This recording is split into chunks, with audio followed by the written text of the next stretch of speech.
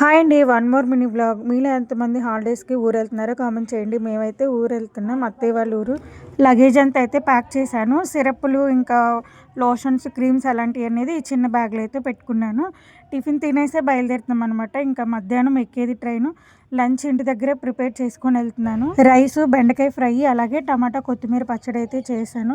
ఇంకా లంచ్ అవి కూడా ప్యాక్ చేసేసుకొని విజయనగరం రైల్వే స్టేషన్ దగ్గరికి అయితే వచ్చేసాము. మా బావ అయితే బైక్ పార్క్ చేయడానికి వెళ్ళారు. ఇంక ఈ లోపు బయటన అలా నుంచొని ఉన్నాము. ఇంకా బావ వచ్చేసి లోపలికి అయితే తీసుకొచ్చేసారనమాట. తర్వాత కొన్ని ఫొటోస్, వీడియోస్ అయితే తీసుకున్నాను పిల్లలతో.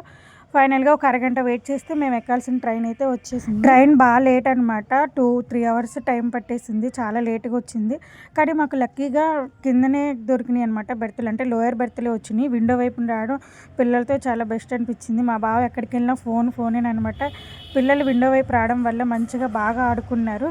లంచ్ తిన్నాక మధ్యాహ్నము 2:30కి అలాగా పేపర్ బిస్కెట్స్, కొన్ని స్నాక్స్ అయితే ఉంటాయి. ఇంకా అవి తింటూ ఎంజాయ్ చేస్తున్నారు. ఫైనల్గా మేము దిగాల్సిన స్టాప్ కూడా వచ్చేసింది. ఇంకా ఎస్కలేటర్ ఎక్కేసి బయటకైతే వచ్చేసాము.